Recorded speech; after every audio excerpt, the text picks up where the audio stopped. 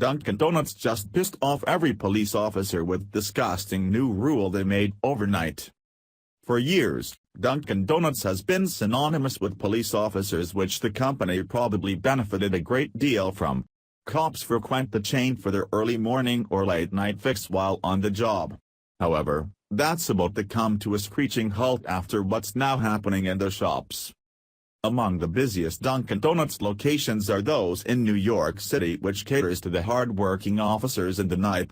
The city's finest have their work cut out for them in a massive metropolitan place like Manhattan that's also under added pressure of a possible second terrorist attack. It's challenging enough to do this often thankless job, but the New York City's mayor makes it worse with his pathetic disrespect for the men and women in blue. It doesn't matter to Mayor Bill de Blasio that he relies on these heroes to keep him safe too, since when it comes to anything for them, he usually does just the opposite.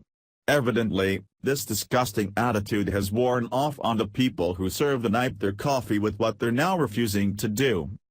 The head of the night detectives unit is now rightfully leading a boycott against the chain after the inexcusable thing that two cops found when they showed up to a New York location to get a cup of coffee.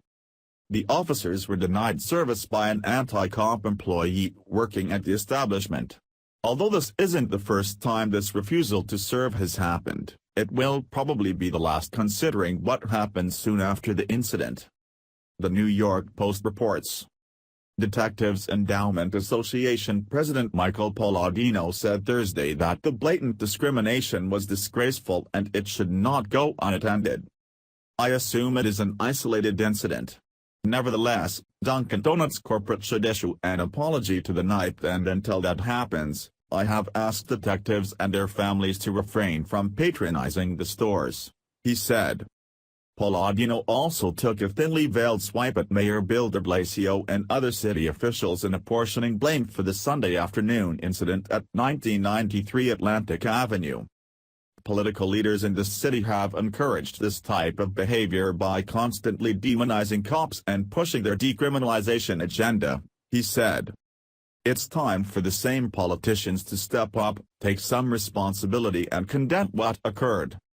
Law enforcement sources briefed on what happened told the Post that the two cops, who are plainclothes patrol officers assigned to the 73rd Precinct's detective squad, entered the store shortly after noon to purchase some Baskin-Robbins. After waiting in line behind a customer, the cops, who were wearing suit pants, shirts and ties, with their badges and pistols on their belts, approached the counter but were ignored by a clerk who instead asked the man standing behind him what he wanted, sources said. The man gave the clerk his order, sources said, then added, "These two guys were in front of me." "Yeah, I know, but I don't serve cops," the clerk replied. The manager was given the opportunity to make the incident better or worse when questioned about the incident and opted for the latter by basically calling the cops liars. Disputing the officer's claim, the manager said this confusion happened because the cops, who the employee allegedly didn't know were cops, were waiting to order in the wrong area. Given what the employee said to the officers, it was clear they were in the right place and he knew they were cops, since he asked to take the order of the customer behind them, before saying it's because they were cops that he wouldn't serve them. These two men in shirts and ties, who I later found out were police, must have never come to this Dunkin' Donuts before, because instead of waiting in the line where you order, they waited at the counter where you pick up your order, the manager explained as his excuse for what happened. He also refused to give his name to the Post. "You can see on the security tape, they stand here for 5 minutes, while other customers were being served. One customer even ordered ice cream, and they must have not liked that because they left the store," he added.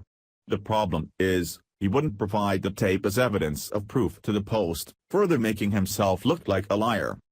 If you're going to man enough to deny a cop service and or defend the person who does by excusing their actions, then at least don't be a coward and hide your face and name behind your tough guy words. Own it and deal with what comes from it, but don't expect a cop to save you when you need it.